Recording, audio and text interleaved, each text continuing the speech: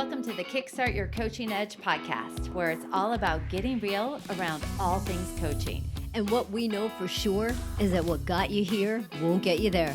You can't see the spinach in your own teeth. And finally, hang on, because this one's really deep. Once you realize that you are the traffic, everything makes complete and unadulterated sense. AGGRESSIVE, aggressive. Be aggressive. All right, cheerleader Jen. That was such a cheerleader thing. So many of you may not know or care, but I, growing up, was a hockey cheerleader. And that was one of the cheers that we would lead our team to victory with. And I don't even know if we won games, but it's interesting because all month long, we've been talking about assertiveness versus aggressiveness or passiveness. And today we're going to talk about tips on how to either, if you have low assertiveness, to raise that up, or if you have high assertiveness, how do you tone that down? So, Karen, why don't you go ahead and lead us as we explore this? So what I think, Jen, is I know that we've said this. I don't know how many times we've said this now, but I want people to just really understand that if you're not assertive, that you can be assertive. You can learn to be assertive. You know, people have different kind of communication styles based on who they are, right? We look at Jen and I, right? We have different communication styles. I will be like 4 words and boom, that's it, straightforward. Jen she has a very assertive style, but sometimes there's some more words that go with it. So I think that a big part about understanding how to be assertive, you have to be you assertive. Like you can't be another person assertive, if that makes sense. So I think that that's really important because I've never had anybody tell me that I'm not assertive. But my style of assertiveness is very different. So I want you to understand that you need to be assertive with your own voice, not assertive with my voice, not assertive with Jen's voice, not assertive with the voice of the guy down the street, but you need to figure out what does assertive mean to you, right? How, and really assess that style that you have. Ask yourself the questions, when are people afraid to talk to you, right? If that's the case, maybe I'll do assertive, right? If people walk all over you, perhaps not assertive enough, but you need to understand who you are as you're showing up, because I think that goes back, Jen, to what we talked about a couple of weeks ago. That's really about leading yourself. And you need to understand that first and understand what assertive means to you. What does it look like to you? What does it sound like to you? What does it feel like to you? I love it. The next tip that we want to give you for becoming more assertive is definitely using I statements. When you speak, it's about saying, I disagree versus you're wrong, right? So also letting go of the everybody, nobody kinds of exaggerations that all of a sudden will discredit what it is that you're saying. So if you have a request with somebody, you could say something like, I'd like to help you with this, rather than you need to do this.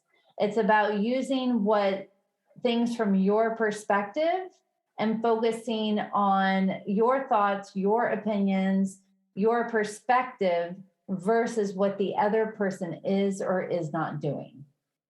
Yeah, I like that, Jen.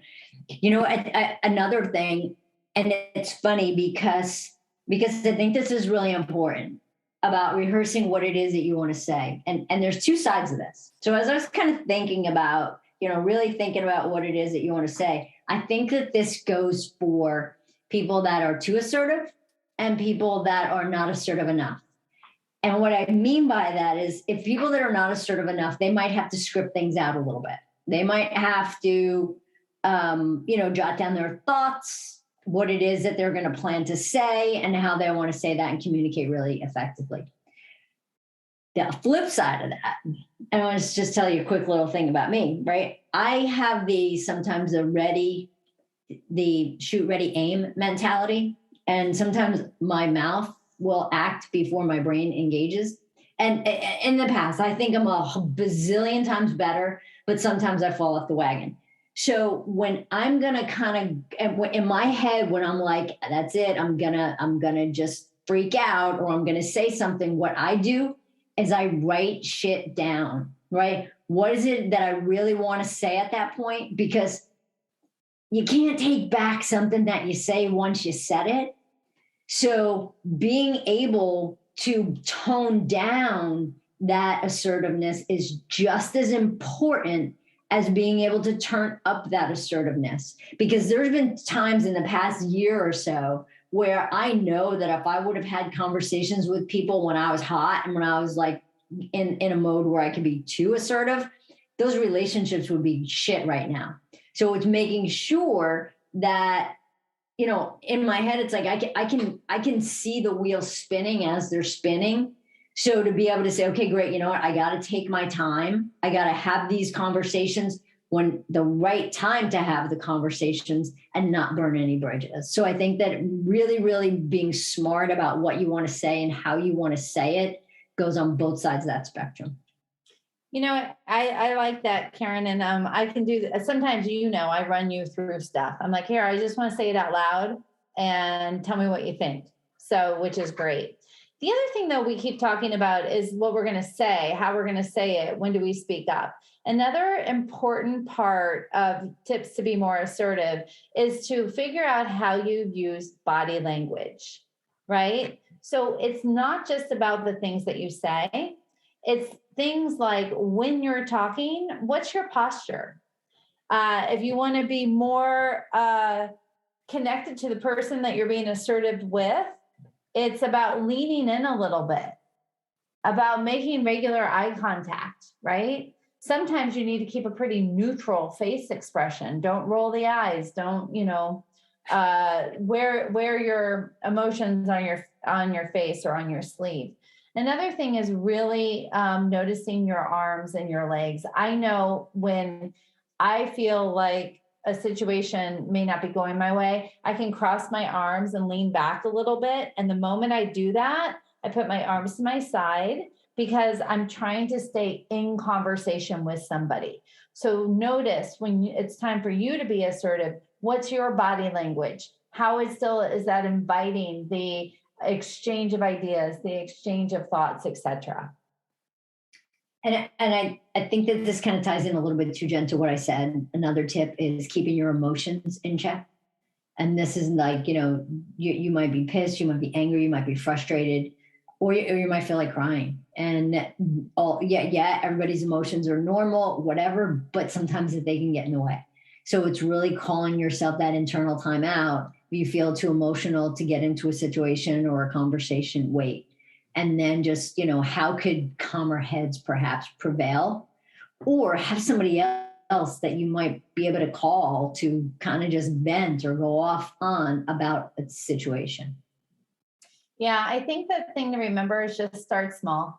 You know, the overnight turning from a passive to assertive or going from aggressive down to assertive, it doesn't necessarily happen overnight. It takes practice, and it takes the ability to realize that your opinions, your thoughts are important to you, and they deserve the airtime if done in a constructive way to be able to make sure that your needs are being met, that you understand the boundaries that you're setting, and that you're setting yourself up for success so that life isn't happening to you. You are co-creating and co-piloting your airways of life.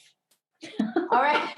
And on that note, get your motor running. Let's go. All right, you guys. It's been a fun month with assertiveness. Great to see you, and we will see you in next week's episode.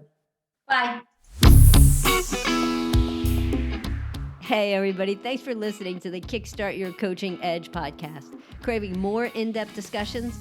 Check out the Get Real Inner Circle with our no BS in-crowd of coaches. Join live coaching discussions, breakdowns of coaching calls, and have some fun while you're at it. You're going to want to go to kickstartyouredge.com/inner circle.